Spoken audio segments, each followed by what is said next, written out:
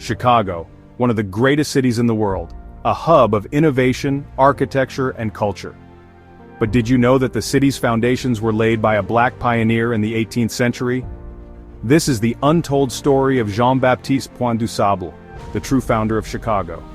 Long before skyscrapers and bustling streets, Chicago was a vast wilderness, home to indigenous tribes and early explorers. And at the heart of its beginnings was a man whose contributions have often been overlooked. Before we dive into his incredible journey, make sure to subscribe to our channel and hit the notification bell so you never miss a deep dive into history's forgotten figures. Now let's get into the story. Jean-Baptiste Point du Sable was born sometime around 1745. Historians believe he was of African and French descent, possibly born in Haiti.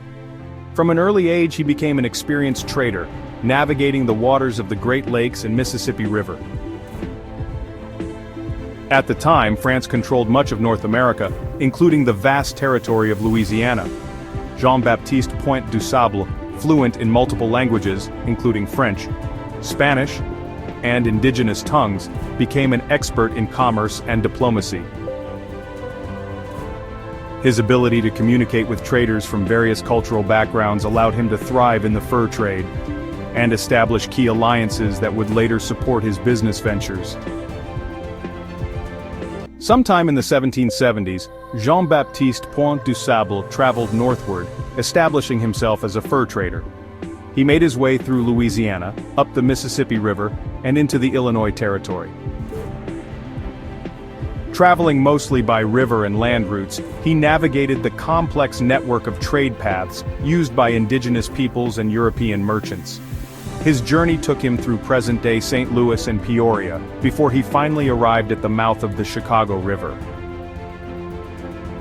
Jean-Baptiste Point du Sable's journey was not an easy one. Much of his travel was done by canoe, navigating the strong currents of the Mississippi and Illinois rivers. Where the waterways ended, he and his fellow traders continued by horse caravan, following established indigenous trade routes.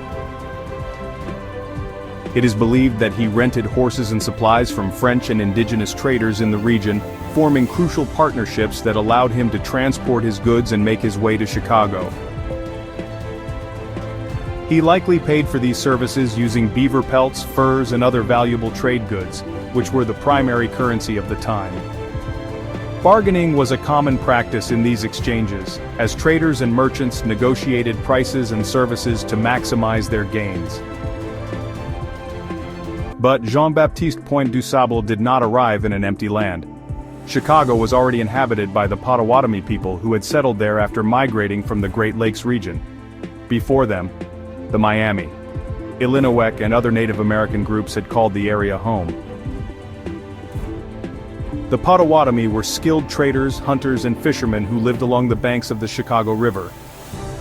He quickly formed strong relationships with them, marrying a Potawatomi woman named Kittihawa, which further strengthened his ties to the community.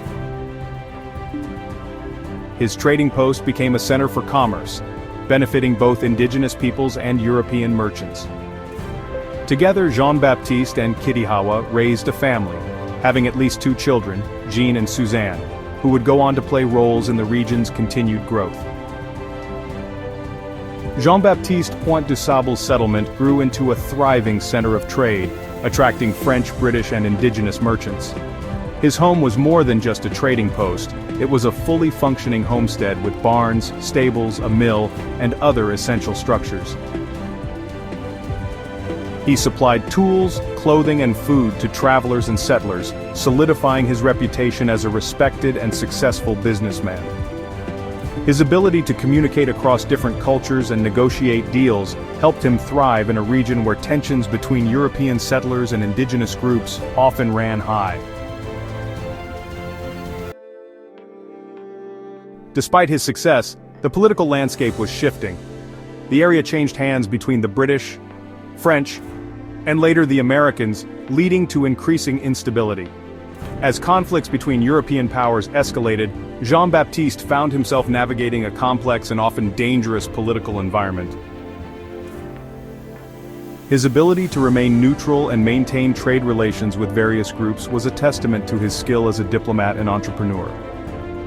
However, pressure from changing political forces and economic competition eventually led him to sell his settlement in the late 1790s. Over time, as American settlers moved into the region, Jean-Baptiste Point du Sable's former trading post transformed into a critical hub for westward expansion. The land he developed played a fundamental role in establishing a major economic and transportation center. His business acumen had already laid the groundwork for future traders and settlers who would capitalize on the area's strategic location. Yet, despite his pivotal role, records of his achievements began to fade into obscurity as new settlers and city officials reshaped the narrative of Chicago's founding. Despite his contributions, Jean-Baptiste Point du Sable's role in Chicago's history was largely forgotten for many years. In the late 1790s, he sold his trading post and moved away, eventually settling in St. Charles, Missouri, where he lived out his remaining years. By the time Chicago became an official city in 1837, Jean-Baptiste Point du Sable's impact had faded from mainstream history. It wasn't until the 20th century that historians and activists worked to restore his rightful place as the founder of Chicago. The erasure of Jean-Baptiste Point du Sable from Chicago's early history was not accidental.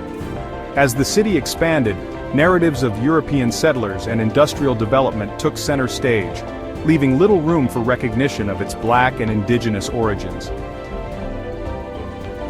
It was only through the efforts of African American historians, scholars, and activists in the 20th century that his contributions were brought back into the spotlight. Their advocacy led to official recognition from the city, ensuring that Jean-Baptiste Point du Sable's role as the true founder of Chicago was acknowledged. Today, Chicago honors Jean-Baptiste Point du Sable in many ways. The Du Sable Museum of African American History preserves his legacy, and in 1968 the city officially recognized him as its founder. The Du Sable Bridge and several landmarks now carry his name, ensuring his story lives on. His contributions remind us that history is often shaped by those who don't always receive the recognition they deserve. Without Jean-Baptiste Point du Sable, Chicago as we know it might not exist. Jean-Baptiste Point du Sable's story is one of resilience, entrepreneurship, and cultural unity.